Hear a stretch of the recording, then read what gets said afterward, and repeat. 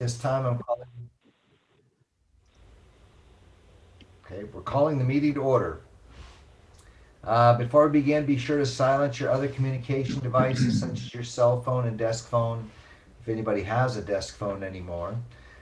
This will ensure that we're not hearing any feedback or causing interruption during the meeting. Unfortunately, mine is connected to my computer, so even if I shut it off, it like rings, so I apologize.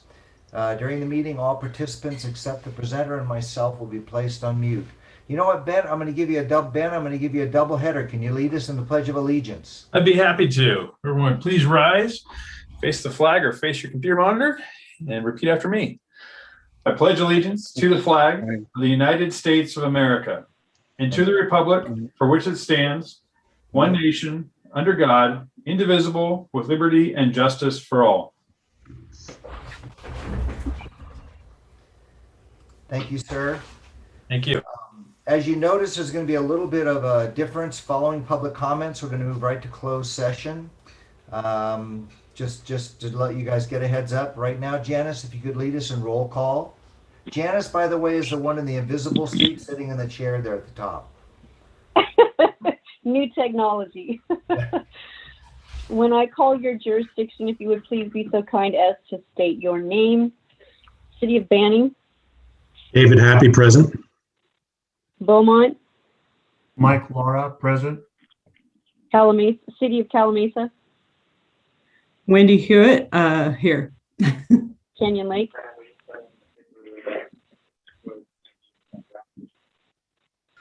Canyon Lake. I see Mr. Aaron Kranz.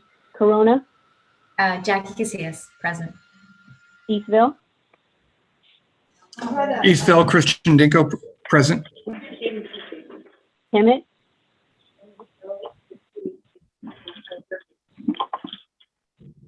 Hemet, is there Russ Brown here? I don't see him, Janice. Krupa Valley, Chris Rojas here. Lake Elsinore, Ryan Tisdale. Menifee, Matt Leesmeyer, I do not see him Moreno Valley. online. Thank you. Moreno Valley, Victoria Baca here. Murrieta. Victoria Baca here. Thank you, ma'am. Murrieta, Lori Stone, present. Norco, Kevin Bash, present. Harris, Rita Rogers here. Riverside, Fernando Fierro here. San Jacinto. Is Crystal Ruiz present? I don't see her. Temecula. Thank you. Temecula.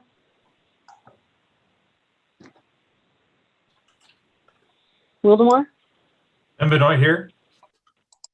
County of Riverside, District 1, District 1 here. District 2, District 2 here. District 3, Chuck Washington, District 5,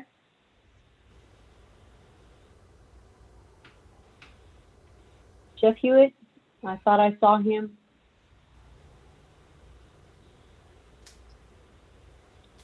Eastern Municipal Water District, Bill Pauley, representing Eastern Municipal Water District. Western Municipal Water District, And Brenda Denstead here and present. Thank you so much. Have a great day. Riverside County Superintendent of Schools, Edwin Gomez, present. WRCOG TAC Chair, That's Andy Okoro. He is in a meeting right now with the mayor of Riverside. thank you. Let me go back to those who did not respond just in case.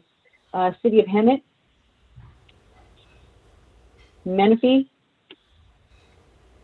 San Jacinto, Temecula,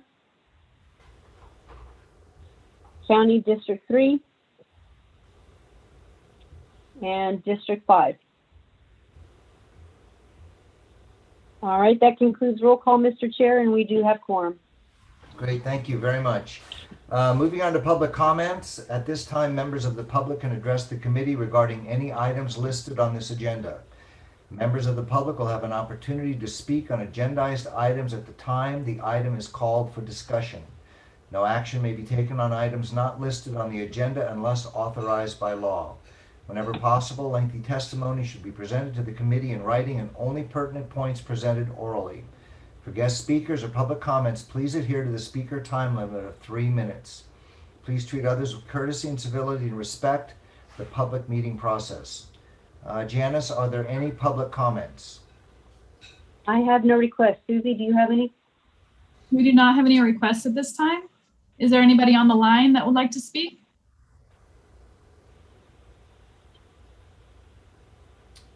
I see no requests.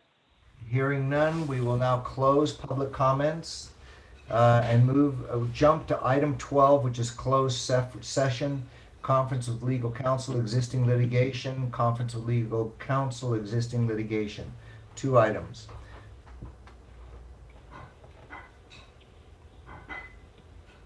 Yes, just as an announcement, we have 2 items as the chair referenced. One is existing litigation related to case number 20-13172, and the other is anticipated litigation related to significant exposure to litigation. So we're now ready to start closed session. Once we're by ourselves, I'm not sure, Janice, if we're moving into a breakout room or what. No, we just got to start putting people in the waiting room.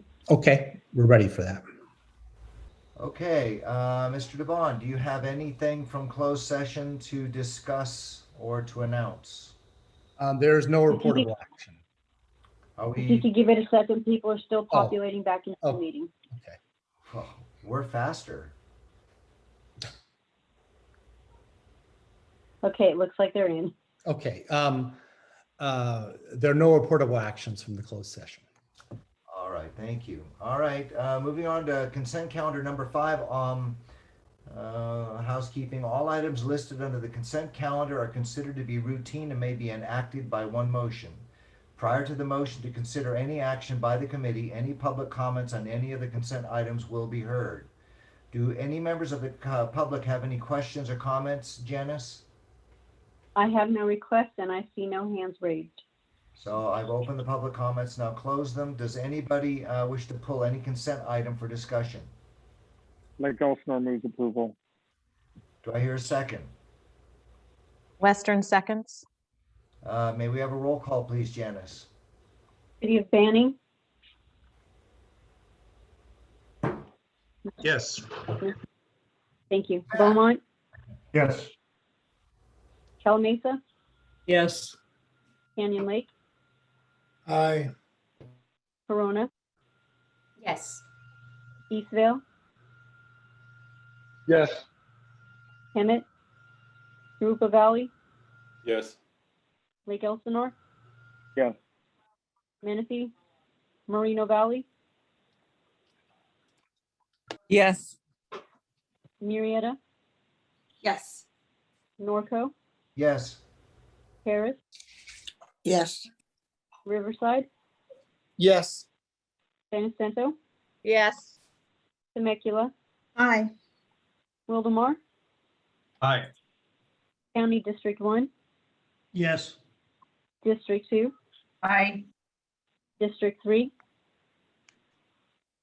District 5, Yes. Eastern Municipal Water District, Yes. Western Municipal Water District. Aye, thank you. That concludes the roll call vote and the item passes unanimously.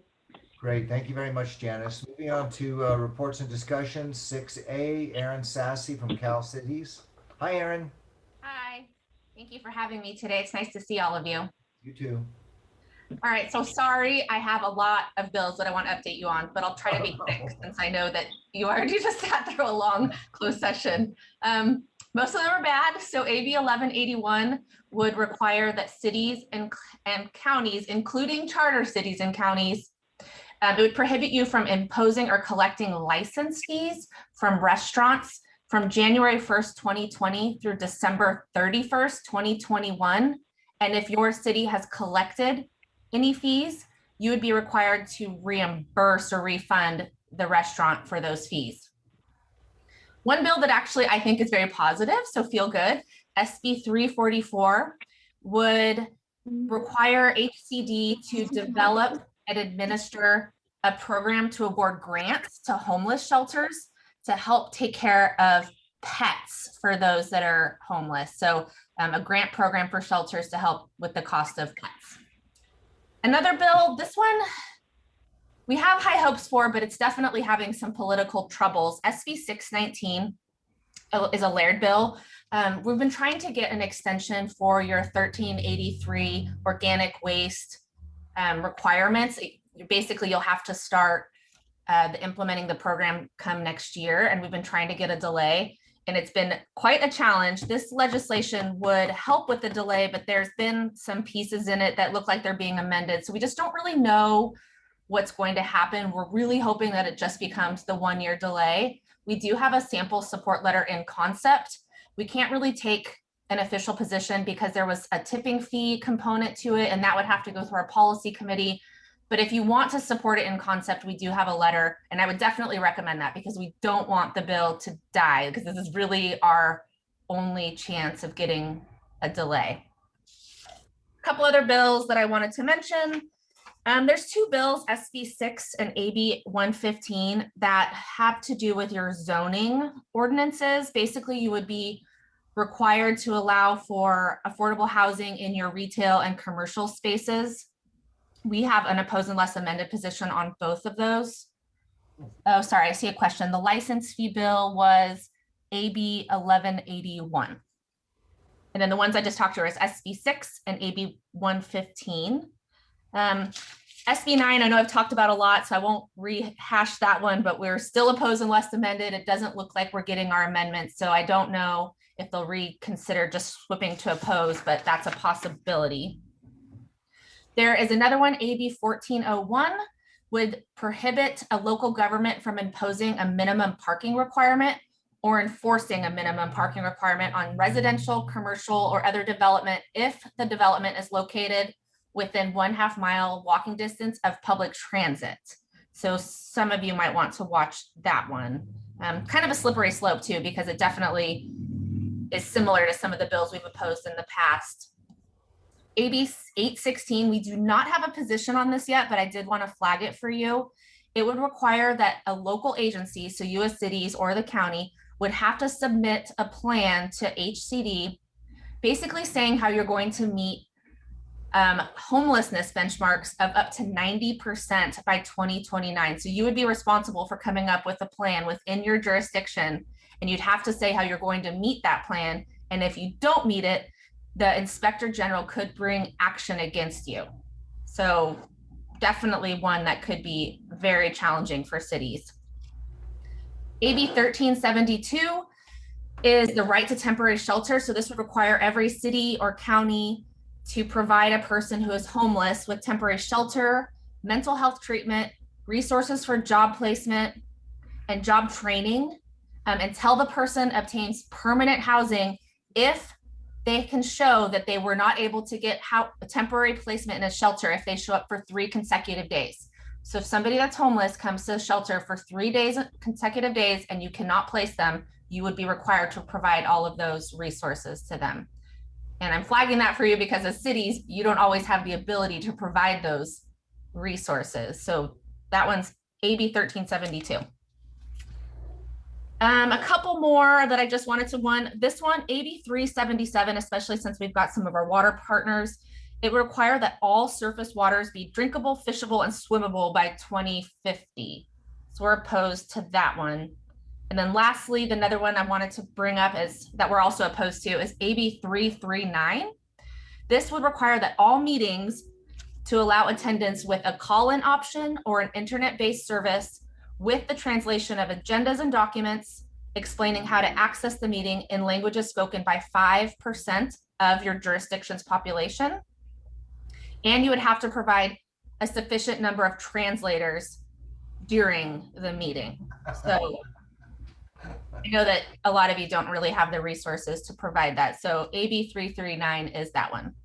With that, I'm happy to take any questions.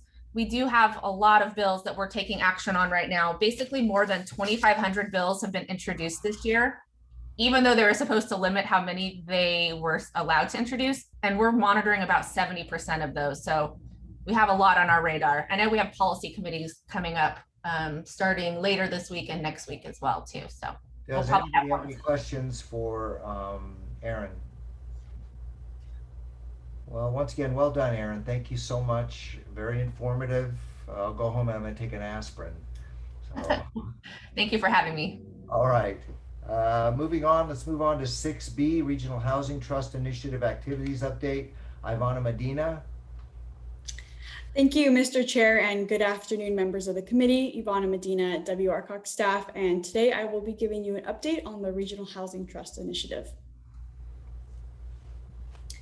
To begin with a brief background, the Housing Trust is one of the 3 initiatives WRCOG has been examining in fiscal year 2021. This was discussed at the July 2020 Admin and Finance Committee, and an update was included in the February 2021 Executive Committee agenda. The primary function of Housing Trust is to raise funds dedicated to housing production, preservation, homeless housing services, and related activities.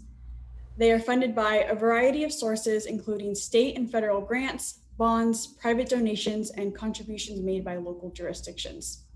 What makes them the most unique is their ability to serve as a private-public partnership. This allows Housing Trust to attain revenue from the private sector, as well as leverage public money and combine those sources. They also can serve as a flexible source of gap financing that affordable housing developers need when building units.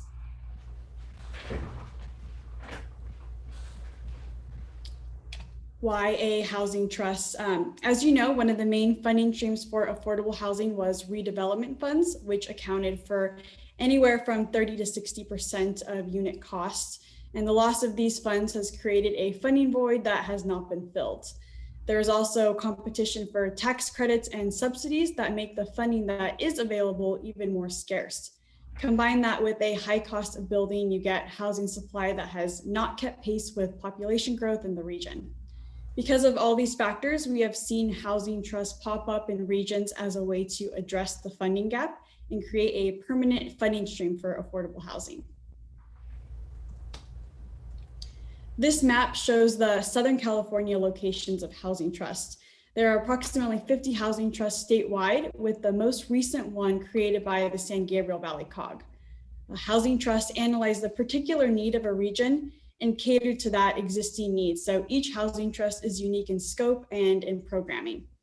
The staff primarily focus on fundraising, grant writing, and other activities that secure additional funds. Staff has been conducting outreach with outside stakeholders such as affordable housing developers, community land trusts, nonprofits, and housing advocacy groups who all indicated their support for a housing trust. We have also been updating internally through our committee structure on latest activities, as well as conducting one-on-one meetings with city managers and housing staff to give them a more in-depth look of what Housing Trust can offer.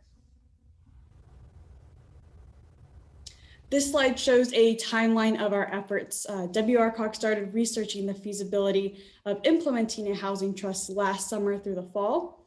A white paper was authored demonstrating the need for a housing trust in the region, as well as a proposed governance structure and models. Outreach commenced from November through January, which brings us to today's efforts, where Assemblymember Kelly Sayarto has authored AB 687, authorizing the creation of a housing trust. Our next steps will be to form a steering committee similar to the EDC and begin having more discussions.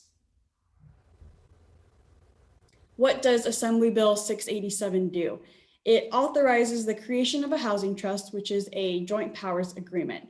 This means that at least 2 member agencies in the WRCOG region can establish a housing trust. The purpose of the bill is to create a housing trust that would assist homeless population and low-income communities within the county of Riverside.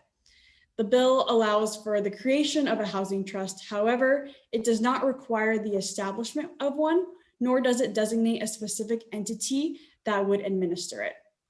Assemblymember Sayarto's office has requested letters of support for this bill, and many member agencies have submitted letters.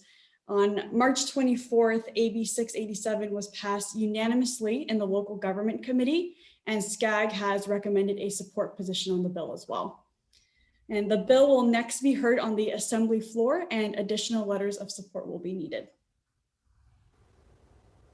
At the last planning directors meeting, they appointed 5 member agencies to sit on the steering committee. They were the agencies of Calamasa, the county, Murrieta, San Jacinto, and Temecula. And then the technical advisory committee also appointed members to the steering committee, which are Eastern Municipal Water District, Lake Elsinore, Menifee, Murrieta, and Riverside. Today, we will be asking for 5 additional members from the executive committee.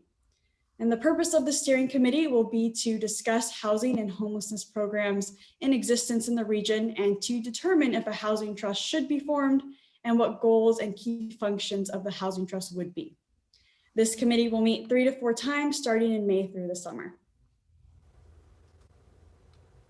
That concludes my presentation. We do have a requested action today, which is to appoint up to 5 members of the executive committee to serve on the Regional Housing Trust Steering Committee. I'd be happy to take any questions as well. I see nobody's hand raised. Does somebody have some questions? All right, does somebody have some recommendations for the 5-member board? They want to put together a committee, rather. Chris Barajas? Thank you, Chair. I'd be interested in serving on the committee. One of the nonprofits that has already kind of engaged with WRCOG's Housing Trust Initiative has recently secured a grant to research further community land trusts in Herba Valley. And I'm working on some other ways to get funding to start working towards community land trusts. But I think these things would work in concert, and I definitely want to be a part of that if the committee agrees. Mayor Casillas? I would also love to be a part of this executive committee. The city of Corona has been taking strides in addressing homelessness, and I'd like to be a contributing member if the body allows. I would, both of these two. Chris actually organized 4 cities to address some housing issues, and he was very, very aggressive and making sure all the letters got out. And Jackie, I'm very pleased with Corona because they're allowing us to work as a team in terms of working against homelessness. And Corona has a Cracker Jack program that we're going to try to piggyback off of in Norco. So I personally feel they would both be very good. Do we have any other volunteers that would like to be on this? All right, I will throw my hat in the ring simply because there doesn't seem to be an overwhelming group. Wendy Hewitt, would you like to be on it, or do you have something to say? Ms. Hewitt, you're on mute. Mrs. Hewitt, you're on mute. Sorry. Yeah, I would like to be on it. So now we have Chris, Mayor Casillas, Wendy Hewitt. Anybody else? Do I see? Kevin, I want to be on it. I can't get my hand up. I see Ben also. Ben, are you saying you'd like to be on it, or you want to say something? I would like to be on it. Willing to volunteer.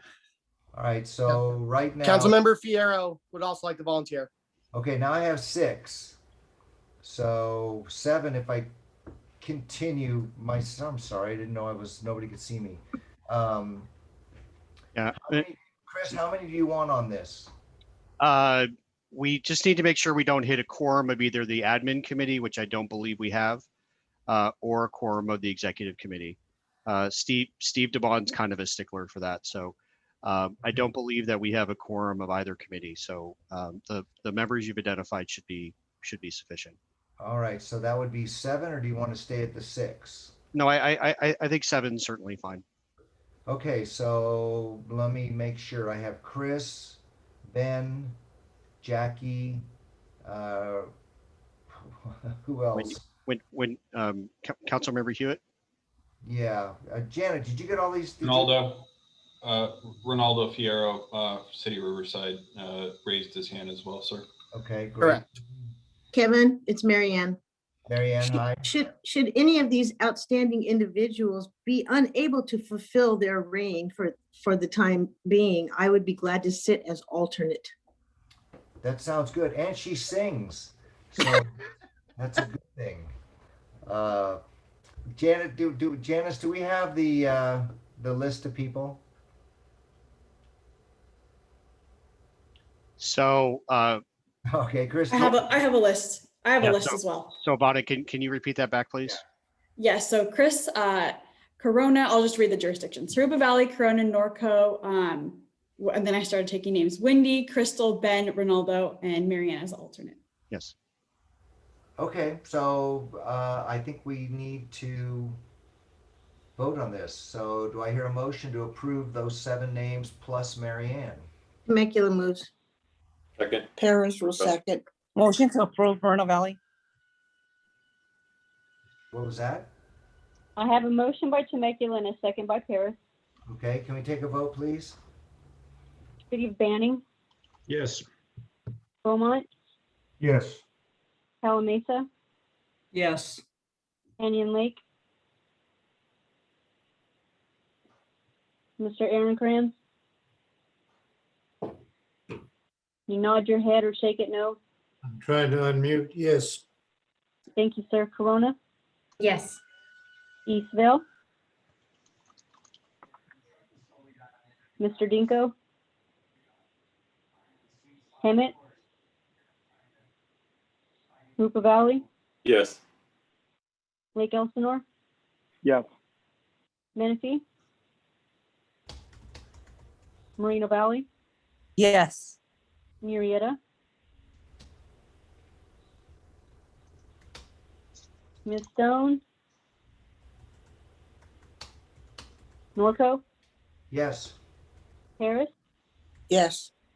Riverside, Yes. San Jacinto, Yes. Temecula, Aye. Wildemar, Yes. County District 1, District 2, Yes. District 3, District 5, Yes. District 5, yes. Thank you. Thank you, sir. Eastern Municipal Water District, Aye. Western Municipal Water District. Aye. That concludes the roll call vote and it passes unanimously. Thank you very much, Janice. Moving on to 6C. I'm sorry, Casey. I feel sorry for you. PACE Programs Activities Update, addition of direct capital provider. Thank you very much, Mr. Chairman, members of the committee. Casey Daly here, Director of Energy and Environmental Programs for WRCOG. I'm very excited to have a discussion here today regarding the potential addition of a new chapter to the commercial PACE program. Just as a quick reminder for everybody, the WRCOG PACE program provides financing to commercial only property owners for the purposes of making energy efficient, renewable energy, water conservation, seismic strengthening, and fire hardening improvements to their businesses. That financing is paid back as a line item on their property tax bill. Next slide, please.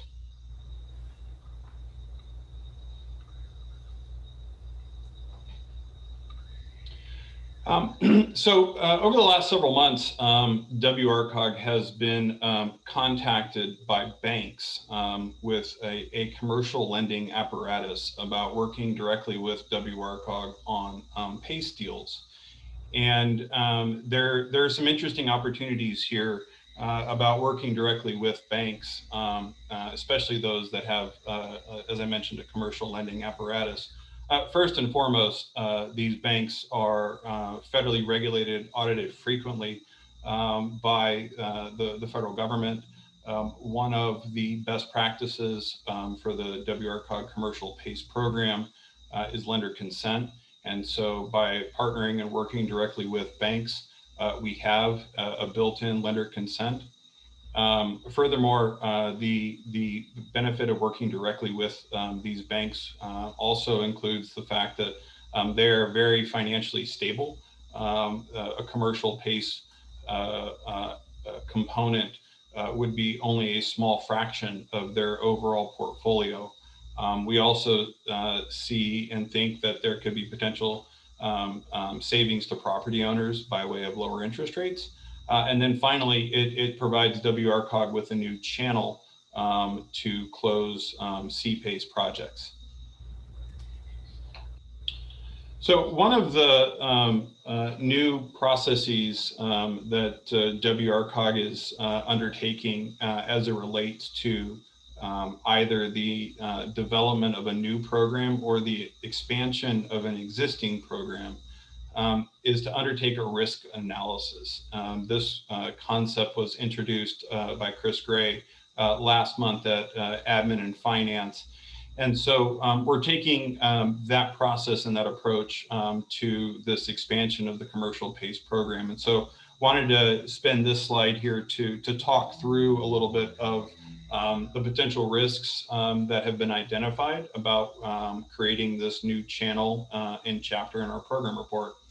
The first thing, the biggest thing, frankly, in all of this is that unlike our current commercial PACE program where we have administration agreements with the various companies, working with the directly with capital providers, there would not be an admin agreement, and there would also not be the associated indemnification that WRCOG requires for all of its PACE program administrators. That being said, the way that we mitigate this risk is through the requirement of an investor letter that would be signed by the bank themselves, acknowledging and representing that they understand and accept any risks associated with the project. So we think that through this investor letter that significantly mitigates any risk associated with indemnification. And then I can also say, just based on prior experience, indemnification is only as good as who you are being indemnified from. I'll leave it at that. But the point is, working with these federally regulated institutions, we think we can easily mitigate any indemnification risk through this investment letter.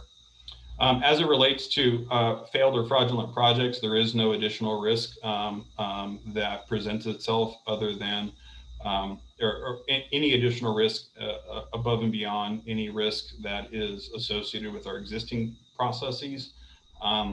And in the event that we are made aware, we would go through the same compliance process that we go through with all other PACE projects.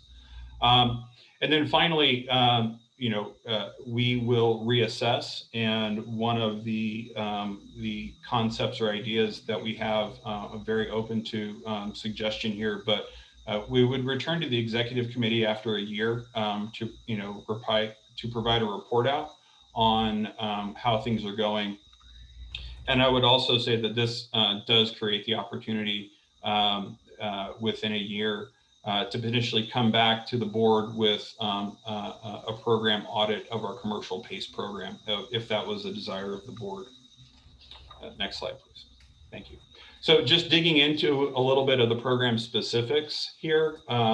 So not only are we requiring a minimum of 10 years of commercial banking experience, we are also looking for 2 years experience specifically in the commercial PACE space. And we've also identified 2 minimums. One, a minimum transaction size of $2 million and another minimum of 10 million in capital that is available. We believe these 2 minimums create a situation in where we would be dealing with a more sophisticated or a more sophisticated borrower, so that they are there's no questions about the fact that they are entering into a financing agreement. Next slide, please. So with that, Mr. Chair, that concludes my presentation. I have a requested action that will take about 3 minutes and 45 seconds to read. So I'm happy to answer any questions at this point, and then I'm happy to recite the requested action, sir.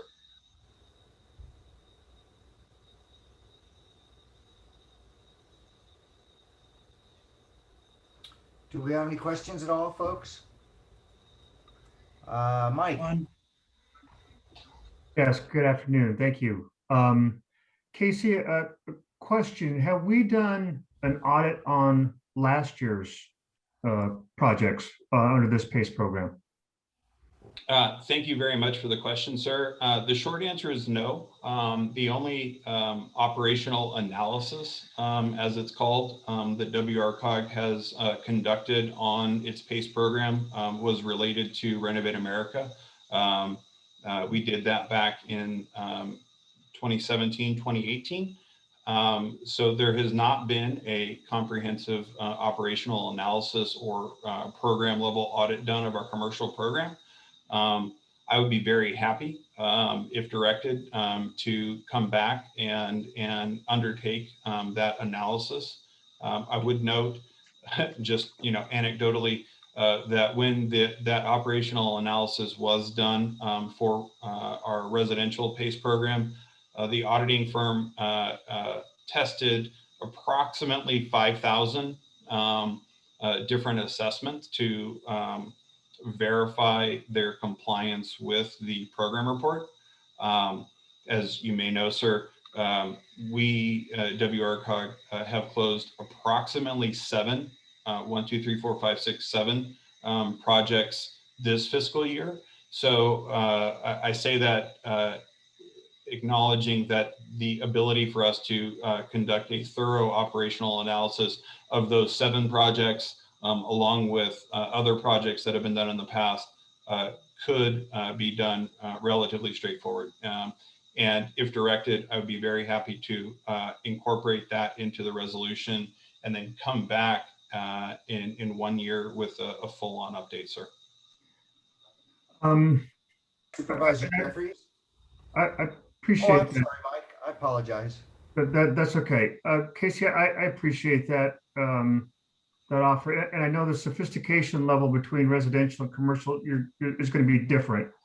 But it would be nice to at least have an audit done, because they're good and bad players, and whether you're looking at residential or commercial, it would be nice to at least have looked at those 7 projects that were done last fiscal year, just to make sure that there's no red flags that are popping up at this point. At least that would be my request. But thank you for your response, Casey. I appreciate that. Thank you very much, sir. And we're happy to do that. Great. Thank you, Mike. Supervisor Jeffries. Just wondering, Chris Gray, can you share what businesses in Riverside County are asking for this creation of this new program? I can give you a little bit of background, but Casey can give you the specifics. The commercial program was something that started roughly at the same time as the residential program, but from the beginning, as I understand it, and as you all know, when I was hired by WRCOG in 2016, I was overseeing the TUMP program. So just as a fellow director, I know that there was an interest in the commercial program, but none of the developers were really interested in it. But what has happened over the past couple of years is there is an increasing desire. So for example, Casey, I believe that there's 24 states that now have a commercial, nationally about half the country has a commercial hero program, and there's an interest in it. So Casey, can you talk about a couple of I know we've had a couple local projects and a couple of projects. It's a very small number of projects, so. Yes, sir, absolutely. So Supervisor Jeffries, thank you for the question. So we have been contacted by a variety of banks. I cannot state that they are all located in the Western Riverside subregion, sir. But what I can say is that they are commercial financial institutions that have a commercial lending apparatus. And so, these banks, as they're working with developers, whether that's somebody that's looking to build a new office complex or a hotel or a resort or some other sort of or multifamily development, the developer obviously has to go to a bank to get their senior loan. And where we have found a significant benefit to specifically the commercial PACE program, sir, is that there is the opportunity to utilize commercial PACE financing in new construction. And so what that leads to is the ability for a developer, if they, in their what's referred to as the capital stack of their various financing, if a gap presents itself, and oftentimes what we see is that a developer will be looking to put an equity piece into the project, and typically that equity piece is going to be a sizable chunk of the overall project cost to ensure that they have some skin in the game. And for a variety of reasons, sometimes putting that equity piece down means that they would have to borrow from another bank for that equity component. Commercial PACE fits in at a significantly reduced interest point, price point for the developer, and allows to make the overall project pencil. So what we're seeing, not just within the subregion, but statewide, is a growing interest of banks with commercial lending functionality to seek opportunities to utilize PACE financing to bridge the gap in the capital stack, sir. So we have a bunch of lenders, several lenders who want to be partnered with us to access lower capital loan rates to pass along loans to developers that we don't know about. This is very, very similar to Renovate America 8 years ago. So thank you. Supervisor Jeffries, I differentiate that a little bit by there are, Casey, did we end up providing PACE financing for the Truax project? Or did that project fall through? The Truax project in Temecula, it was financed, and there were a number of issues that presented itself with the developer's senior lender. That's about as much as I can get into right now, sir. Yeah, it was mostly foreign money from overseas, yes. Yeah. But for example, what's a little different on the commercial projects is in many times they're coming to us. The developer has already secured financing or needs additional financing for their project. So we see it differently than the residential program, but Supervisor Jeffries, I echo your concerns. And Casey, perhaps we can bring back a future item and talk about some of the projects that we financed to give you a flavor of the type of projects included in the commercial program. And I will add to the comments made by the Truax project. Financing has been a tremendous issue. Brenda. Thank you. Just a comment and then a question. So one, I appreciate what Mike is saying. I think we need to go back and look at and assess and do an audit of projects that have happened in the past to make sure, and if it's only 7, it shouldn't be that big of a deal to be able to do to make sure that we're on the right side of the house on that one. I don't know that we want to venture down the path of something that we haven't corrected yet in our other side of the house, to not go into too much detail on that. I don't know that that's really the path that we want to venture down first. My question would be this: is there any harm or any type of urgency associated with this item having to be on today's agenda for approval today? And could it be continued to say next month after staff does an evaluation of where we sat on prior projects and what that looks like before we open a new door that we may just not be comfortable opening? Sorry, I was on mute there. Thank you, Member Denstead, for your comments. So I think to answer the first question first, in response to Member Laura's question, we can absolutely do a detailed review and analysis of, as I mentioned, the 7 projects that have been closed this fiscal year. That's not a problem at all. In fact, the way the commercial program works, the inner workings of this is such that there is there's a significant level of review that takes place prior to an approval of a commercial project. With respect to urgency, no, there is no urgency. We are doing this in an effort to continue to expand and grow the commercial PACE program. That has been staff's direction, and that has been my direction to staff, is to move forward and grow and expand our commercial PACE program.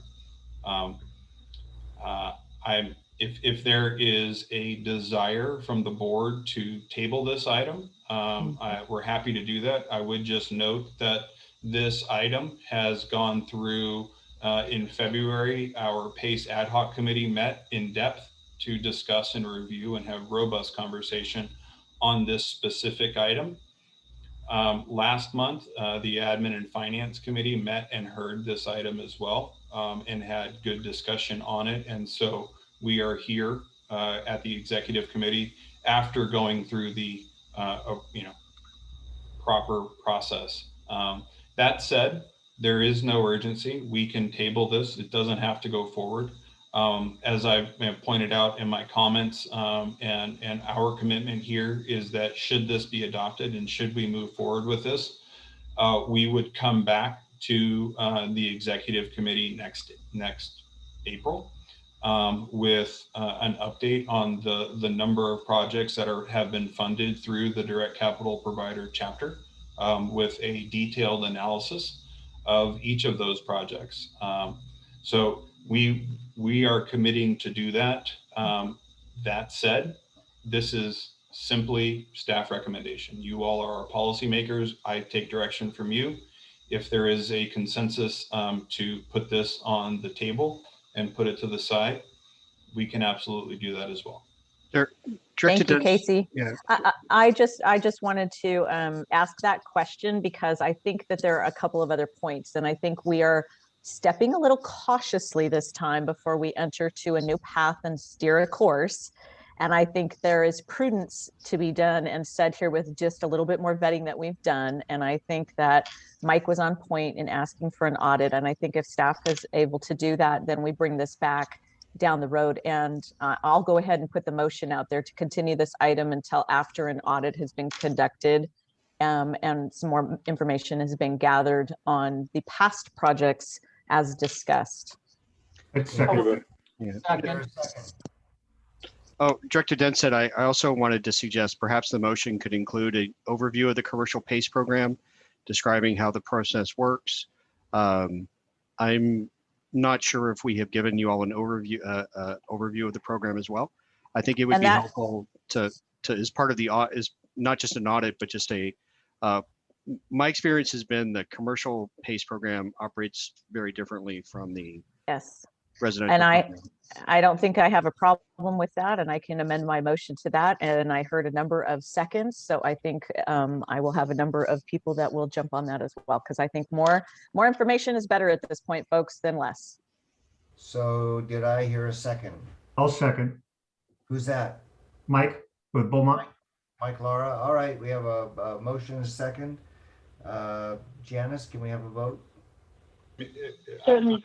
I'm so sorry, but may I just clarify what the motion is? No. There will be no clarification. Sort it out for yourself. Please, Casey, under discussion. I have the motion to bring this item back. I'm not serious. Casey, go ahead. No, sir. I sincerely, I don't want to read the requested action if the requested action on the screen is not the direction the board wants to go. Yeah, that's not the motion. Yeah. That is That's not the motion, Casey. That is not the motion. Alternative motion. I didn't think so, and that's what I wanted to clarify. Any other discussion? All right, seeing none, may we have a vote, Janice? Banning, Yes. Banning, thank you. Beaumont, Yes. Calamasa, Yes. Canyon Lake, Aye. Corona, Yes. Eastville, Yes. thank you. Hemet, Rupa Valley, Yes. Lake Elsinore, Yes. Menifee, Moreno Valley, Murrieta, Yes. Norco, Yes. Harris, Yes. Riverside, Yes. San Jacinto, Yes. Temecula, Aye. Wildemar,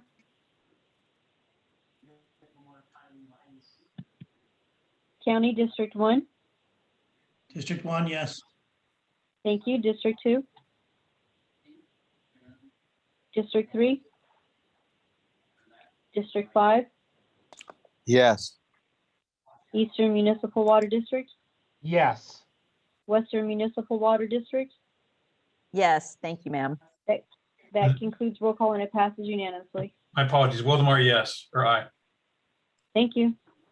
Moving on to D, update of the WRCOG Economic Development Sustainability Framework. Chris Gray. Thank you, members of the committee. Chris Gray, Deputy Executive Director. Next slide, please. I'll be very brief. Many of you have been briefed on our Economic Development Sustainability Framework. The document itself dates back to 2012. It's intended to be a strategic plan for the agency. The previous document was developed through a substantial outreach process with about 50 different stakeholders. Turns out, shockingly, many of them aren't around anymore. They're either not involved in WRCOG. Unfortunately, some have actually passed away. They've left the region, any number of reasons. So we feel it's appropriate to update the document. At this point, we want to share with you our process for doing that. So just to refresh everyone's memory, there's 6 key elements: economic development, education, health, transportation, water, wastewater, energy, and environment. So the update process is, we feel that the document is still fundamentally sound. So rather than a complete rewrite of the document, what we are proposing is a series of meetings with all of you through a variety of means to get feedback on the document. The last time the document was updated, they held a large number of large committee meetings. Unfortunately, with COVID, it's a little dicey to do that. So we've come up with a new process. And so the way that's going to work is you've got 3 options. Option number 1 is based on feedback from admin and finance. We're going to schedule 4 small group meetings. We picked 4 times throughout the month of April, some in the morning, some in the afternoons, different days of the week. Each meeting will be an hour long. And Janice Leonard will be contacting you to see if you want to sign up for those 4 small group sessions. If that schedule doesn't work for you, but you want a one-on-one, we offer a one-on-one virtual meeting, and we also are offering a one-on-one in-person meeting. But just to reiterate, Janice Leonard will be emailing each of you individually, asking you for your preference. Next slide. So the goal of the meeting is we want to get specific feedback on the focus. Basically, what is WRCOG's priorities for the next 5 or 10 years? We should have a limited number of priorities. Right now, there's 6 focus areas, and we think that's a good number. So we don't have too many. We don't want to have too few. But if there's a particular activity you want us to focus on, let's say housing, let's say sustainability, or there's something you don't want us to focus on, let's say it's education, let's say it's health. We want to get everyone's feedback in a comprehensive fashion. Next slide, please. So as part of that, and Casey has alluded to this, is we are also concurrently developing a risk assessment approach. What that means is every time we bring a new program or initiative forward, we're going to go through a formalized risk assessment process. We're going to share that with you so we disclose how that risk assessment works, so you have an idea, if we undertake a new initiative or program, what the potential risks or challenges for WRCOG are. Next slide, please. And then so our ask to you is, this is a very important effort. This is setting our work plan for the next 5 to 10 years. Please make yourself available. It's only an hour. We know that you're all busy. We know you have many other things to do. We're just asking you to give you an hour, and the documents only be as good as the feedback you give us. So Mr. Chairman, this is a receive and file item. Happy to answer any questions anyone might have. I see nobody's hands raised. Does anybody have any questions? Seeing none, thank you. Appreciate it. Moving on to E, RCA transition to RCTC. Ann Mayer, welcome. Hi, Mr. Chairman. This is Aaron Hake. I am not Ann Mayer. She apologizes. She had to go to another meeting. I just want to give a brief update to all of the WRCOG board members about some good news and some awareness of some regional collaboration that's getting things done. I recognize that many of you here on this committee are on RCTC as well, or RCA, or both, all three. We wanted to make sure that we're hitting all the bases, talking to as many electeds as possible around the subregion about what's going on at RCTC and RCA. And next slide. So as of January 1st, RCTC is the new managing agency of the Western Riverside Regional Conservation Authority. It had been managed by the County of Riverside heretofore, and that has now changed. Nonetheless, the boards remain separate. Both entities have their independent legal authorities, though the staff is all consolidated into one staff.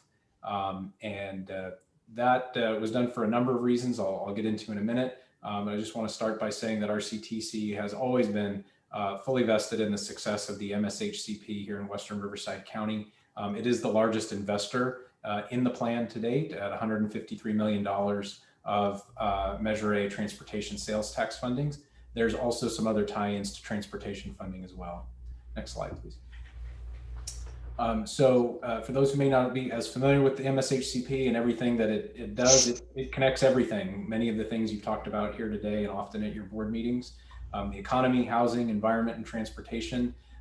It was a vision that was created in the early 2000s here in the county to link all of these things together ahead of what was anticipated to be rapid growth, which has occurred, to proactively mitigate for endangered species and other protected types of species and vegetation types, so that projects were not mitigating on a one-off basis, but instead there was a regional collaboration, a regional program to do all of this in a more streamlined way so that development and transportation could move forward in a more certain way. And that was the vision.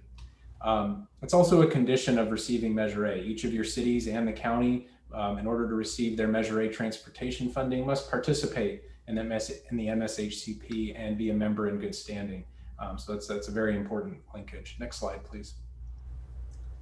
So I'm here kind of verbalizing what the board of the RCA and the RCTC stated when they embarked on this transition several months ago. They noted that RCTC has a strong record of leadership in completing big projects, and certainly that's what the MSHCP is. It's a very large, complicated project. We also heard the board say that there were opportunities for efficiencies in consolidating contracts and providing some streamlining there. We have already done that, and we'll continue to consolidate contracts where we can find the opportunity and put as much money into land conservation as we possibly can. RCTC, by virtue of it delivering these big transportation projects, many of which you see driving around the region, have longstanding relationships with the state and federal wildlife agencies that are key to maintaining this region's permit for the MSHCP. Next slide, please. So the board articulated to us these key objectives that are on your screen. We have a lot of habitat still to acquire. We need to get about 90,000 more acres into our local reserve lands. We've got a certain number of years to do it, and we have development continuing to happen. So we've got to get moving on completing these acquisitions. We also need to find more funding opportunities at the state and federal level. We also need to communicate to the public and communicate to you, your member agencies and your staff about what we're doing, as well as those in Sacramento and DC, so they understand the importance and the linkage between economic development, transportation, and the environment.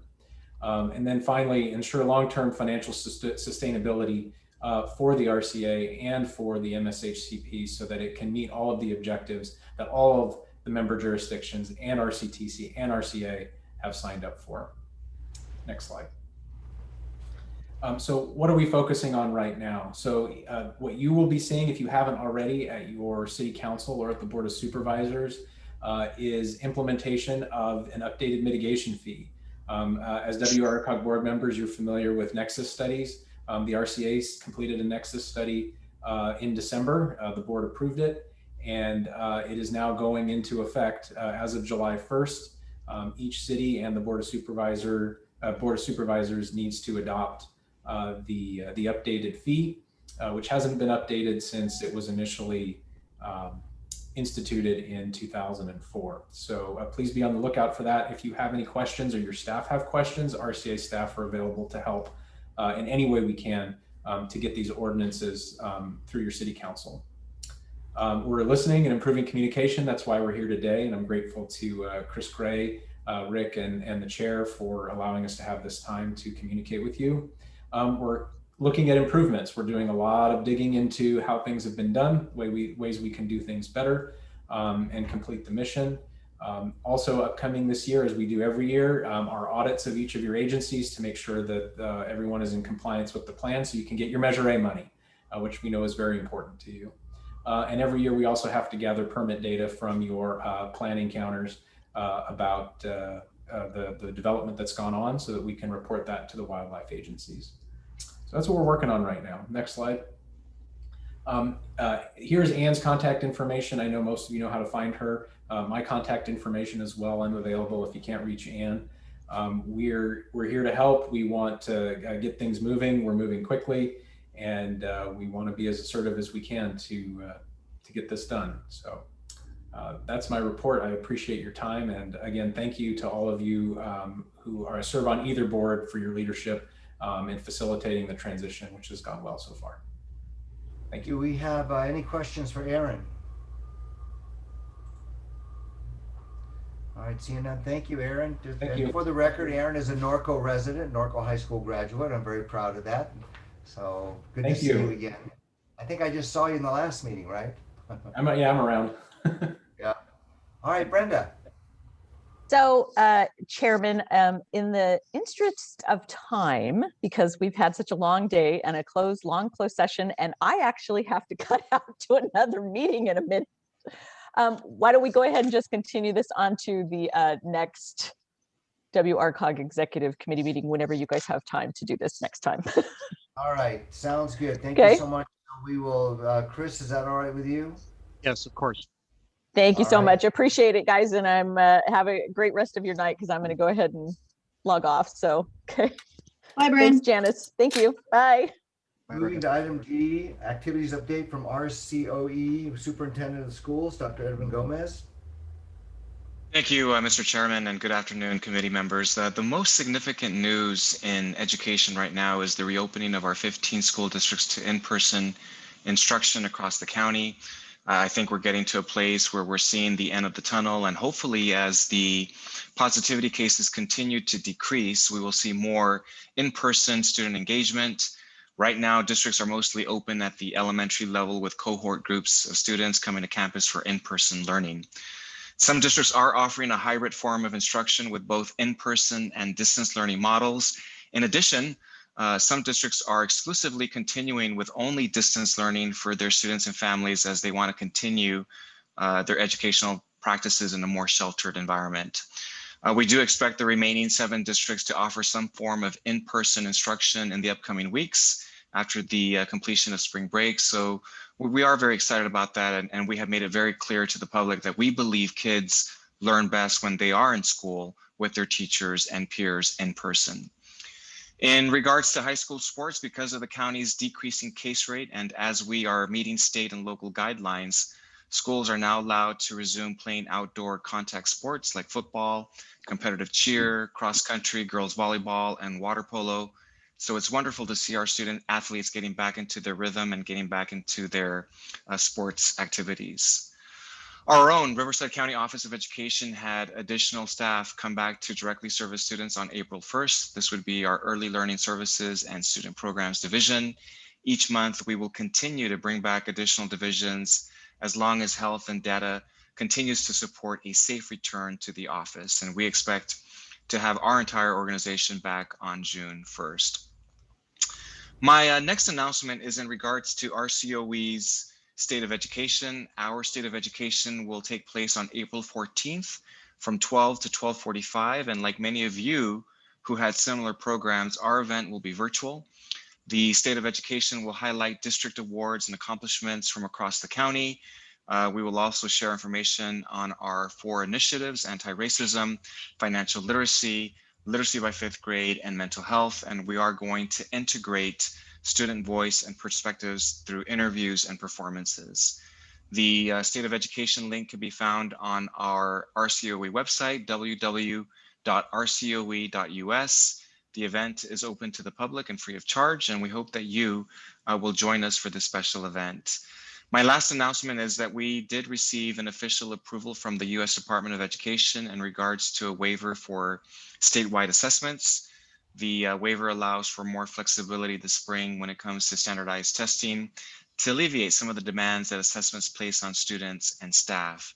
And school districts will now have a choice in how to assess their students and not be limited to just the SBAC, and we believe that this is good news. So with that, Mr. Chair, this concludes my report for this afternoon. Thank you for the time to allow me to share a few updates. Great, thank you, Dr. Gomez, and thank you so much for hanging out there with us today. I know you're very busy, really appreciate it. Any questions for the doctor? Seeing none. All right, we're going to move on to report from the Technical Advisory Committee Chair, Andy Okoro.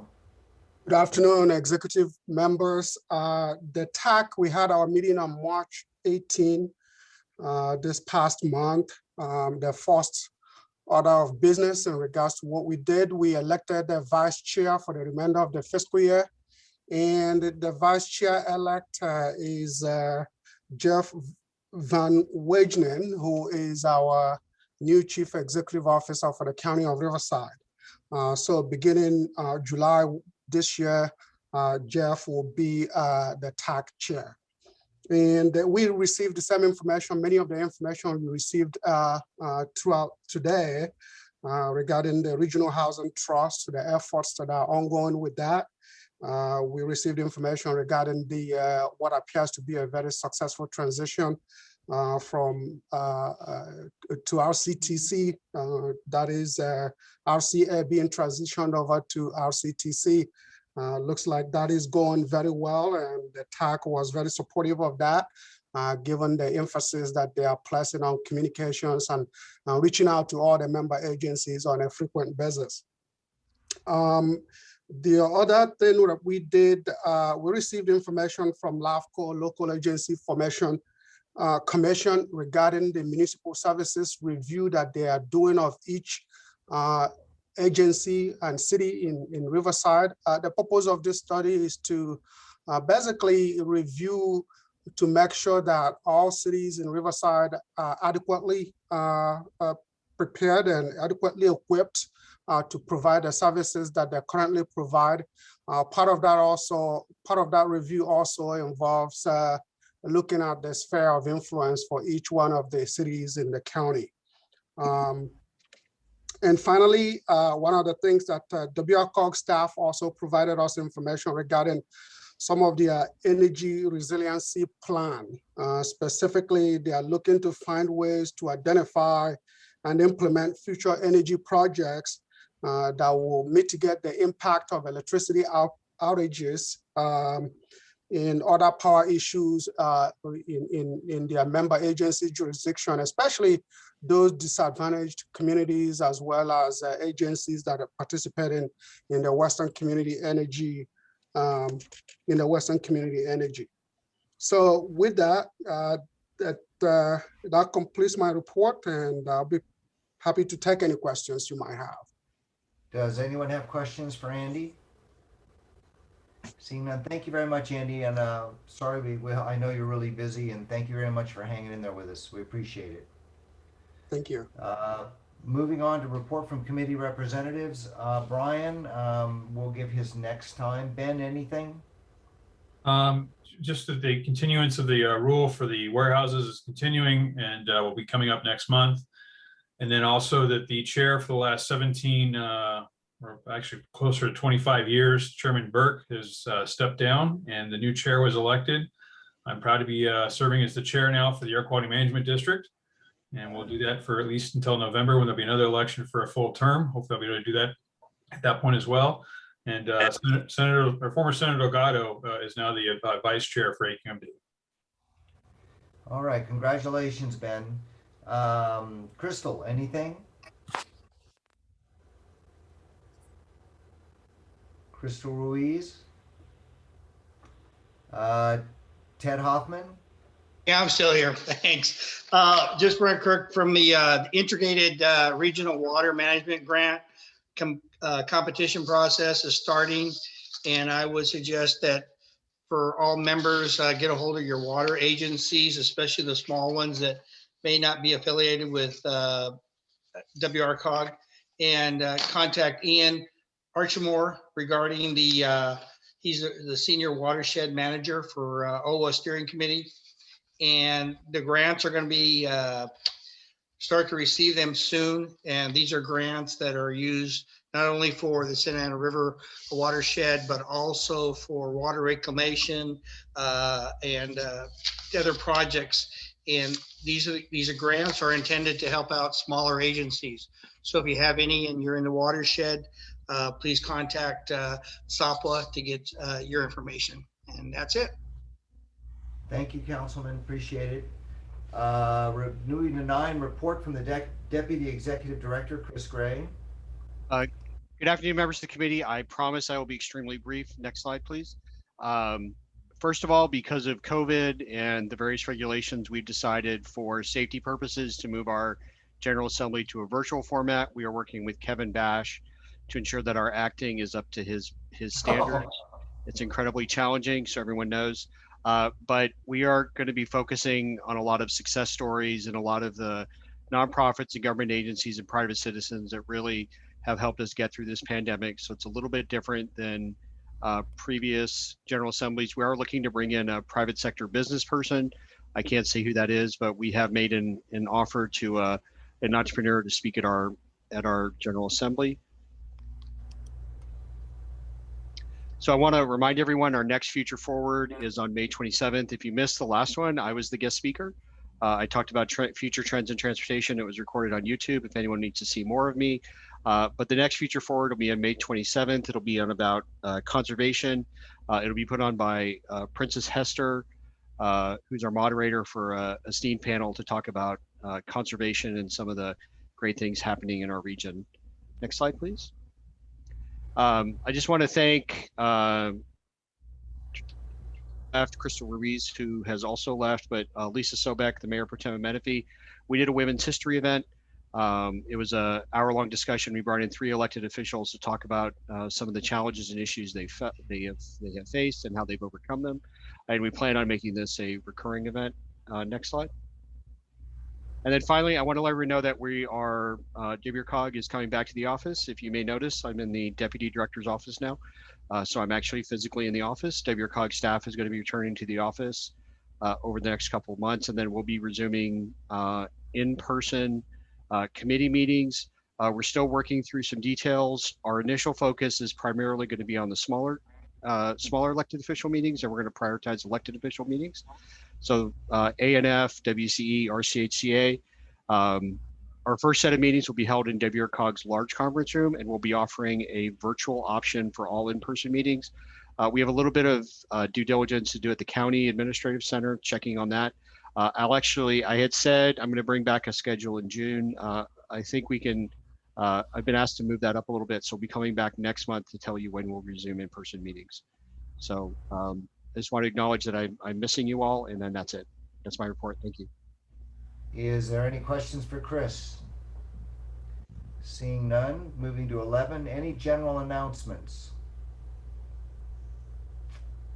Seeing none, moving on to 12, our next meeting will be May 3rd, 2021 at 2 p.m. on the Zoom platform. Thank you. With that, we are adjourned. Thank you. Thank everybody for coming out. We appreciate it. Thank you. Bye-bye. Thank you, Kevin. Thank you. Thanks, Kevin.